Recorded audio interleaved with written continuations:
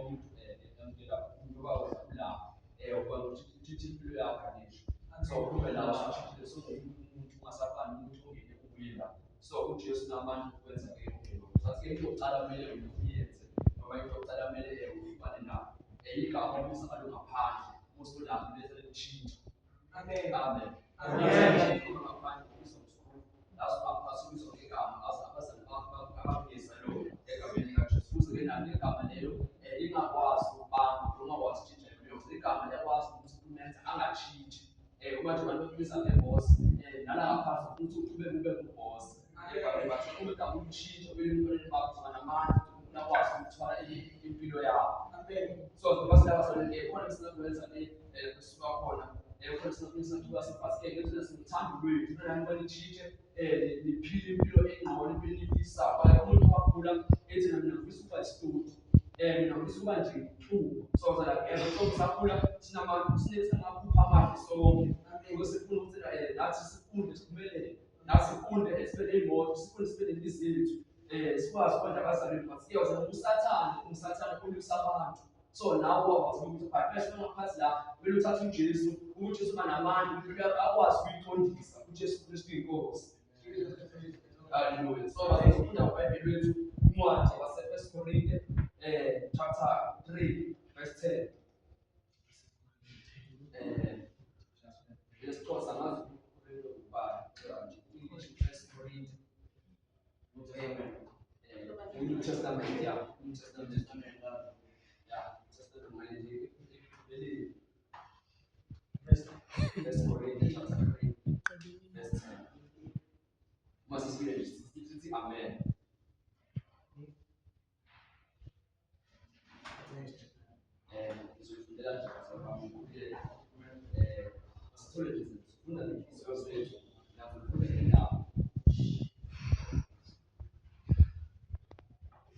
Amen.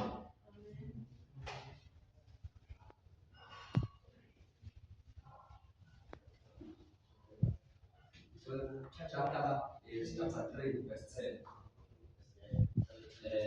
So the food of words in the Jewish Bible and about the past one that they are about to just be coming kind of so also just was the mama by the food by the now I was food by the now so funda ke lapha verse 10 isihloko sami ukwakha phezu kwesisekelo esingiso ukwakha phezu ibhala zonke izincwadi ibhala uMpostoli Pawulo so uzobhala ngoNdodana kaNkulunkulu yashumela izwi kaNkulunkulu so into ayishumela wayeqhutshwa umoya kaNkulunkulu so lapho sike ke ukwakha phezu kwesisekelo esingiso so umphuzane kunekona ngaphandle kodwa suka ngaphandle suka phakathi kwabantu abaningi kukhona abantu abezelefundisa kini kunabantu ngaphandle kukhona abantu hlobo labantu abanye abantu bayafundisa umuntu afundise imikhulu umuntu afundise indlela yokuphila uyafundisa indlela yokufika so bazana ukuthi khona isisekelo esingiso phezulu konke lokukhona emphakathini isisodwa esibekile kulapho verse 10 ngoba ngomusa kaNkulunkulu engiphiweyo njengenyanga yokwakha ehlakaniphileyo ngabeka isisekelo omunye wakha phezu kwaso kepha akuyona lo akhaphele ukuthi wakha kanjani phezu kwesisekelo egameni likaJesu bazalike iBhayibheli khona isilo sibekiwe njengenyanga yokwakha wabeka isisekelo so ekuphezu umuntu akhaphele wakha kanjani phezu kwesisekelo anikeze sona so njengoba nawe uphila unikeze impilo empilweni yakho kumele ukhaphele ukuthi uphila kanjani kumele ukhaphele ukuthi wenza kanjani so ekwenzeni komuntu usemekhabangweni yakho so umuntu ukhabangela ufuna ukuba umuntu amaqhinga amaqhinga anama-result wawo but uma ufuna ukuphila kwazi kaNkulunkulu uzokwazi ukuphila endlela eqondile esayiphileni indlela yomuntu ayisebenzisa but isayifeni verse 11 ukuba akekho ungabeka isisekelo so akekho umuntu ngamandla abeka isisekelo kepha uJesu naye iBhayibheli kuphela leso sisekelo esibekiwe nguJesu Kristu so isisekelo esikhona lesibekiwe emhlabeni esikaJesu kuphela sikhona izisekelo ezivela ngabantu kodwa zinamandla amandla okuma that's why uma zibekwa ziyawa but sikaJesu sebenza namhlanje sisabusa kuyimpilo zabantu baphile phezu kwaso bayakwazi ukuphila bayakwazi ukuhamba bethembekile endleleni yokuphila kwabo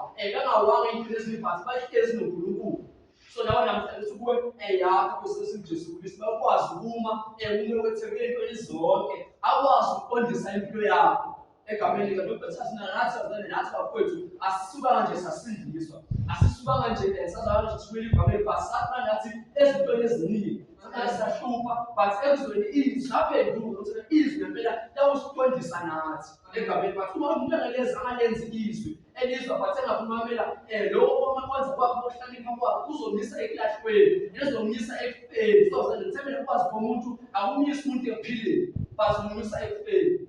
So uphila kwakho ke akudipendanga umngani wakho, akudipendanga futhi umuntu ohlelayo la, umuntu ohlelayo la uzomshiya la mawuhamba. Noma uSmith wale ngaphandle washila for a specific time, for a specific period of time, wabashiya. So bashiya bayakuba lempilo nje kunawe ke kwenzele umusa ukuthi ube lana nje ukwazi ukulungisa impilo yakho, ube lana nje ukwazi ukuqondiswa, ukwazi ukunikwa ukuhlakanipha, ukwazi ukwenza ukuqonda. Bafowethu basabheka bayasibabheka phela sisifamisi sicede la sisifisi yakhe egameni sokuthi nje masiphila ke bafowethu siziphila ngithena sisikwazi ukulungisa izimpilo zethu. Ngosikhathi nosilana kodwa sesizokwenza ngaphandle ngoba nje sifuna ukuvamela sathi lokho abafundisi bamahlasa bakhulisa ngeyesu ngoba sila sonena wena nawe uthena yakha kahle yakhela kuJesu, yakha kahle uhlele kuJesu. Khona izinto ngaphandle sokuhlupha ke but sokuhluphe uhlezi noNkulunkulu. Sibangela uNkulunkulu akadela abantu bakhe. So nawe uma uNkulunkulu akwazi ukudela won't forsake you. Verse 13. Verse 12. Kepha uma umuntu akha phezu kwesisekelo esinegolide nesiliva nangamatshe enaba nemithi notshani nenhlanga. So ngathi umuntu akha mamethile ahlukile imithelo bakha ngawo. But in Bible verse 13 umsebenzi walowo uyawuvela obaba ngokuba usuku luyawudalula lonke lokhu kwambule ngomlilo nokuthi umsebenzi walowo umenjani. Umlilo uqobo uyawuvivinya lokho. So iBhayibheli ke umuntu ke njengoba nakuzalokhu nakhile abanye baphile ke bakhe entweni abayithandayo but ninakhele kuJesu. Sila verse 13 verse 14 uma umsebenzi womuntu awaphileyo kuso umi uyawambela umvuzo. Uma umsebenzi womuntu usha uyawulahlelwa yiwo. Kepha yena uqobo uyawusindisa nokho kube kungathi ukuphuma omlilweni. Anazi ukuthi imizimba yenu iyithempeli kaNkulunkulu nokuthi uma kaNkulunkulu uhlala kini na. Uma umuntu echitha ithempeli kaNkulunkulu, uNkulunkulu uyamchitha yena. Ngokuba ithempeli kaNkulunkulu lingcwele noyihlo-ke yilo-ke nina. Makungabikho ozikhohlisayo noma umuntu ngaphakathi kwenu ohlakaniphile lesi sikhathi akabe yisiwula ukuze azihlakaniphe. Ngokuba ukuhlakanipha kwalelizwe kuwumula kuNkulunkulu. Ngokuba kulotshiwe ukuthi ukubamba abahlakaniphileyo ebuqilini babo nokuba inkosi iyazazi izinto zabahlakaniphileyo ukuthi ziyize.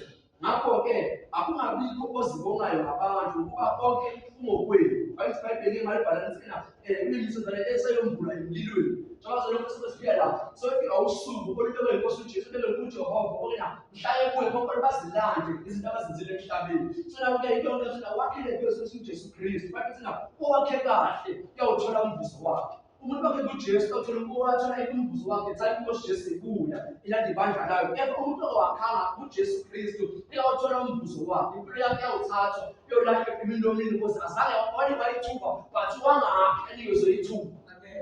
Kuba mhlawumbe abantu bakushumela ngezwi lelo yithuba lelo musa kaNkulunkulu. Nabantu bathi laphenduka mfethu uhambe nje nokuqonda umusa kaNkulunkulu lowo. Kuzo umusa ongekho wofika abantu afika abanikeza abantu bathi ayibhekani manje asifuna ngiyo but umusa kaNkulunkulu sanifihlile ukuthi na sindiswani nibhekane noNkulunkulu niqonde endleleni zonke ngoba uNkulunkulu oqondisayo. iBhayibheli truth shall set you free elizonenza nihambe endleleni yokuqonda nihlezi noKristu Jesu. Alikho iqiniso kubantu because nihlezi nilodwa likuJesu Kristu. Because uDaniel uyafundisa athi nomfethu uphila kanje but singakuneki ukuthi lilahlekise but uma izwi likhulunywa kini linamandla ngoba liphepha indlela liqondise ezintweni zonke. Uthi no izwi linamandla phezu kwempilo yakho. Ngathi uNkulunkulu ayedwa ubekwe emhlabeni wonke. Bakhona uNkulunkulu abekwe emhlabeni uyatshintsha ngomunye and futhi uNkulunkulu bayafa. But uNkulunkulu wathi uJesu wafaka yena wavuka. Inokuthi amayibhishini lakhe umtholiswe la uthulile namathambo akhe. Wavuka wavula ukuthi sisaphile ukuthi siphile noJesu oyinkosi nomsindisi. So namhlanje kuwe yakhakhala uKristu uJesu Kristu. Unikwe isisekelo ukuthi nawo wakhe. mhlawumbe lenze self-introspection athi ngabe ngempela ngingathina kuJesu Kristu. Uma uthina namhlanje ngiyafa, yami indlela izoyiphileni noma izoyifeni. Ngoba umuntu ongalahlanga impilo yakudala, babeni masahle impilo yakudala, sikulo sinezifundo zezifuzile ezintsha. Somhlazi zonke nambili inkosi uJesu, inkosi uJesu empilweni zenu. Uma impilo yakho sokwazi namandla ukuguqula isimo senu sibe sintsha. Engqondweni zenu enhliziyweni zenu niphile impilo eqondile, umuntu uyakwazi ukuphila ngoba ukwazi.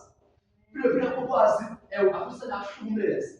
Impilo ukwazi uthi nawe usangazazi ungene enkingeni ongazazi but uma uhamba noJesu, uhamba ngomoya kaNkulunkulu awusoze waduka.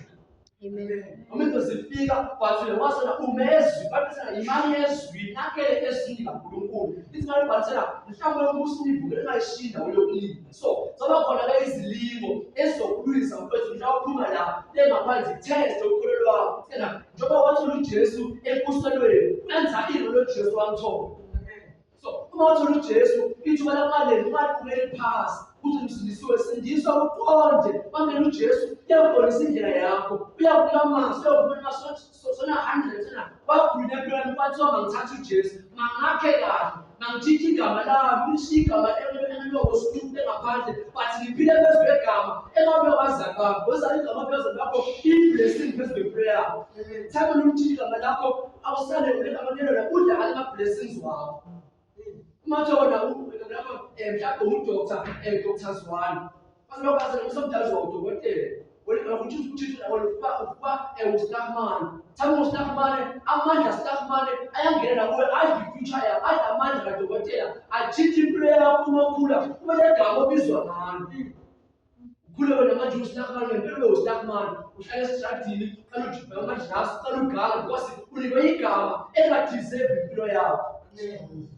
Yasi igama lokuphiwa abazalwane. Uhambe kuluthembekile. Uthembe ngendlela yokhona noma emhlazi nawe umhlali inkosi uJesu impilo yakho inikela kuwe ngifuna ukuhamba endleleni yokhona every time mavuke esesumela uthandaza endleleni mavuke inkosi Jesu ilungelo kusule emhlali uhambe nami kodwa usanikabe namandla phezulu impilo yakho so uzobona nje ukhula kuba nenjabulo empilweni yakho ukhuleka nje uphila impilo eqondile because uJesu uyena okwenza umusa. Amen. Awuzane mina ngaba nawo umusa empilweni yakho basusa uzohamba uphinde uphele.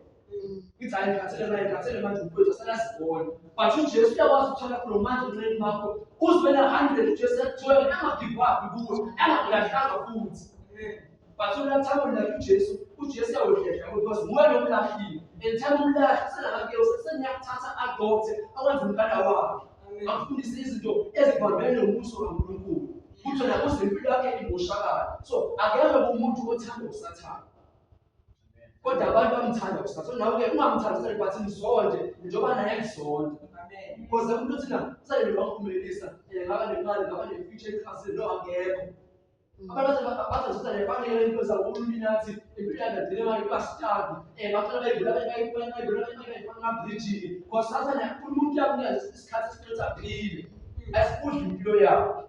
So nawe nomhlanje uthina khaphele kakhulu manje uSathane uJesu Kristu uyokwakha kuso kuzibela phakade uyohamba uthole waphuma la engaphansi basi no azibathi wenza lebuzo ukuthi no akusa lento engathula uYesu bayiqondisa impilo yakho. Abantu bashiye ngaphandle lesitodi bayosiziswa ngabona wena uhamba endleleni yokukhona uqondile. Amen. Bethi hayi esibona ubrother uyetshintshile wathi no ake ngathula uYesu unamandla phezulu kwempilo yomuntu unamandla phezulu kwempilo yomuntu omusha.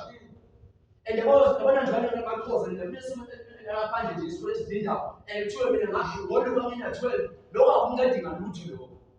Uyakwazi ukuya imagine asinthina waluka una 12 because asesifundiso esiqondisa nje esenzela ukuphakama emhlabeni. Amen.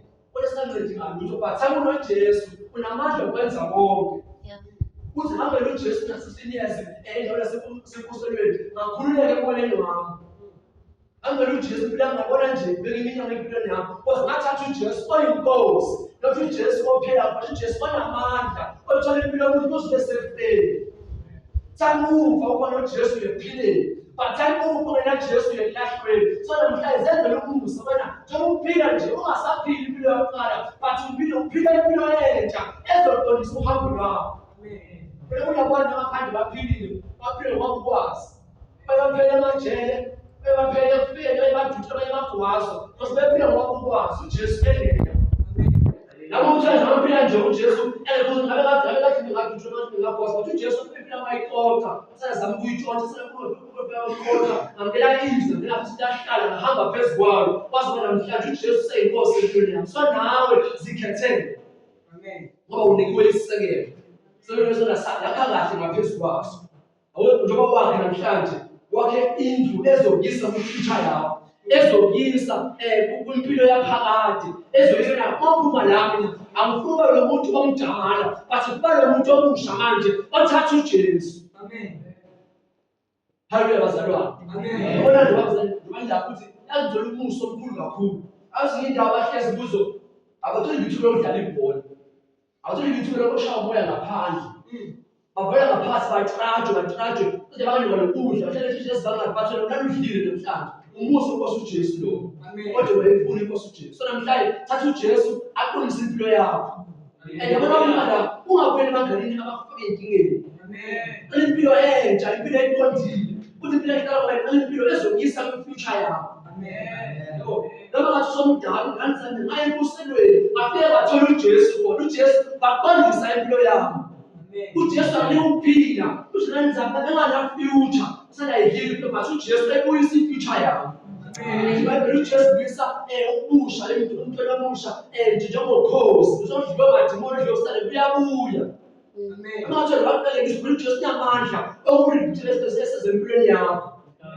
Ubona abantu bathela ekhaya umuntu owashaya ekhaya umuntu wathenga imoto ekhaya umuntu wasebenza phansi wena ngokuqala sizosebenza empilweni yakho because uJesu ufile empilweni yakho nawe wakha phezu uJesu Kristu. Amen. Yakha kahle mfowethu wakhele uJesu Kristu. Ukhohlwa ondlule okudala kepha mhlawumbe ubheke okusha ngoJesu manje ngiyakhohlwa into endlule ngoba manje ngibheka manje ifuture yakho ngibheka ukuthi impilo yami yaphakade thina uma ngifa ngizoyaphi uma la ngizoyaphi. Amen. Amen.